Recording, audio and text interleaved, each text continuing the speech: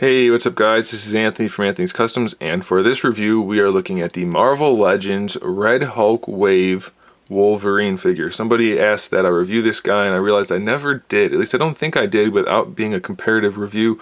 This is just the Red Hulk Wave. This is his variant. He's black and yellow instead of blue and yellow, or I guess he's black and yellow instead of blue, yellow, and black. But we're going to set him aside, otherwise he's the exact same figure. Really cool. I kind of like this one better than the standard one. The paint apps are a little bit cleaner, but let's look at the standard Wolverine. My ear is a little bit warped here. A little hot water will fix that, so don't pay that any attention. So this guy stands about 5 3/4 inches tall, so scaling he's pretty good. Some people say he's too short, some will say he's too tall. I think since he's a little bit shorter than the rest of the Legends, that's just about right.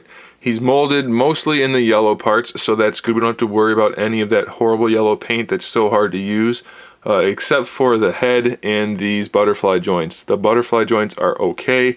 The yellow doesn't quite match, but it's not horrible. It does tend to chip up back here though, so it's a bit of an issue.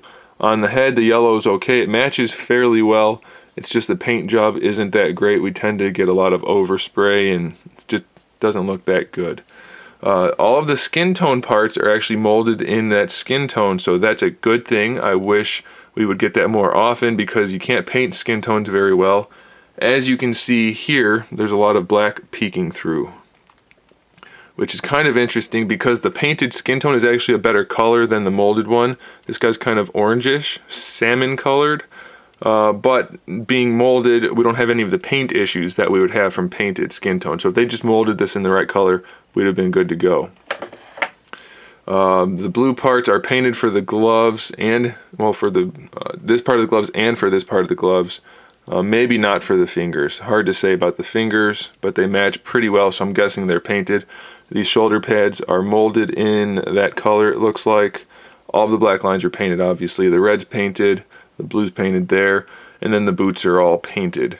Definitely not the best paintwork we've ever seen, but I think it's good enough. And since this is the only true version of the Jim Lee Wolverine, the Tiger Stripe Wolverine, that doesn't have the lesser articulation that we've seen in like the Series 3 or even the X-Jet version of Wolverine, I think this is probably the go-to Jim Lee Wolverine. I like the head sculpt a lot. I like the body sculpt a lot on this guy.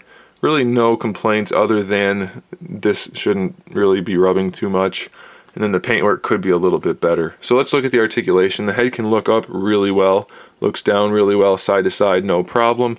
Butterfly joints work okay. They're not great, but they are usable at least. We have ball hinge shoulders, pretty standard range of motion there. Bicep swivel, double jointed elbow, wrist swivel, and a wrist or a finger hinge. So this hand can make a fist pretty well. This one cannot, so that hinge is useless, unfortunately. The claws tend to warp very easily, but they're nicely painted, so you just have to warp those back, and he's pretty easy to pose. And these tend to stay straight once you do warp them back, so it's not so bad. Just dunk them in some hot water or use a hair dryer. He has a diaphragm joint which allows him to swivel and lean forward and back. I don't know why they didn't just go with the ab crunch, because it doesn't lean side to side. So a standard ab crunch would have been better, I think. But as far as diaphragm joints go, his isn't horrible. But he does have a waist twist also, so it's a little strange that they did both. I don't know, it's just kind of awkward. He has T-jointed hips. Oh, they're Y-jointed. I don't know. I remembered those being T's, but they're not. So they're Y-jointed hips, but you can rotate the thigh around. So you can pose them pretty well, about 90 degrees that way, bring the leg all the way out. No problems posing this guy at all in the hips. Thigh swivel built in. Double jointed knees, no problem there. Nicely sculpted boots. Paint definitely leaves something to be desired. We have a shin swivel, which I think ruins the sculpt, and it's not necessary, but some people like that, so that's there. We have an ankle hinge that gives him a good range of motion. A little bit of an ankle rocker, not a whole lot, but it is there. And then we have a toe hinge, which actually works pretty well. So I'll put this guy in some poses and give you guys a slideshow at the end of the video so you can see what he's like.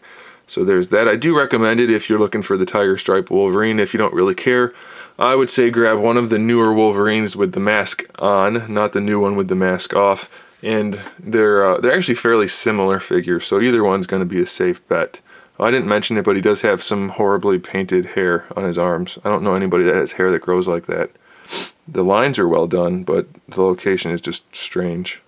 Anyway, guys, there it is. Thanks for watching. Make sure you subscribe to the channel for upcoming figure reviews, custom figures, and other good stuff. And in the meantime, keep collecting.